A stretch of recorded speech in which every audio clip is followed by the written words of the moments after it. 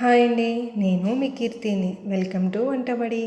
ఈరోజు మన వంటబడి ఛానల్లో మీ అందరి కోసం సేమియా ఉప్మా ఎలా చేయాలో చూద్దాం.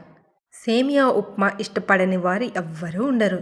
ఒక స్పూన్ నెయ్యి వేసుకుని సేమియా బాగా వేగనిచ్చి ప్లేట్లోకి తీసుకోండి. కొంచెం ఆయిల్ వేసి పల్లీలు దోరగా వేయించి ప్లేట్లోకి తీసుకోండి. పల్లీలు ఉల్లిపాయలతో వేయించి వాటర్ వేస్తే పల్లీలు మెత్తగా అయిపోతాయండి ఉప్మా తినేసరికి. అందుకని వేయించి పక్కన పెట్టుకొని తినే ముందు ఇలా వేసుకుంటే రుచి చాలా బాగుంటుంది. ఆవాలు, శనగపప్పు, మినపప్పు వేసి బాగా దోరగా వేగనివ్వాలి. ఇప్పుడు అల్లం వేస్తున్నానండి. అల్లం కూడా బాగా వేగనివ్వాలి. పోపు వేగిపోయిందండి. ఇప్పుడు ఉల్లిపాయలు, పచ్చిమిర్చి, కరివేపాకు వేసుకొని బాగా వేగనిద్దాం. ఇప్పుడు రుచికి సరిపడినంత సాల్ట్ అయితే వేసుకుందాం. నేనైతే పెద్ద గ్లాస్తో సేమియా తీసుకున్నాను. చిన్న గ్లాస్ వాటర్ వేసుకొని మూత పెట్టుకోండి. మనం సేమియా ఏ గ్లాస్తో తీసుకుంటే ఆ గ్లాస్లో సగం వాటర్ వేసుకుంటే సేమియా ఉప్మా పొడి పొడిలాడుతూ బాగా వస్తుంది. ఒకసారి ట్రై చేయండి. వాటర్ ఇప్పుడు మరిగింది చూడండి.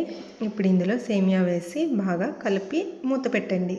చాలామంది వాటర్ ఎక్కువ వేయడం వల్ల సేమియా ఉప్మా ముద్దలా కనిపిస్తుందండి. అలా కాకుండా కొలత ప్రకారం చేసుకుంటే సేమియా ఉప్మా చాలా బాగా వస్తుంది. అయిపోయిందండి. ఇప్పుడు మూత తీసి చూస్తున్నాను. చూడండి సేమియా ఎంత పొడి పొడిలాడుతూ బాగా వచ్చిందో.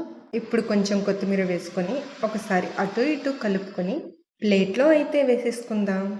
మనం వేయించి పక్కన పెట్టుకున్న పల్లీలు కూడా తీసి ఈ ఉప్మాపై వేయండి.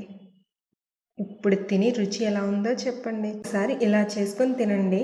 పల్లీ రుచి ఎలా ఉందో చెప్పండి. ఉప్మా అయితే రెడీ అయిపోయిందండి. వేడివేడిగా తింటూ మీ ఇంట్లో వర్క్ కూడా పెట్టండి. నా వీడియోస్ మీకు నచ్చినట్టయితే నా యూట్యూబ్ ఛానల్ని ఫాలో అవ్వండి. Thank you.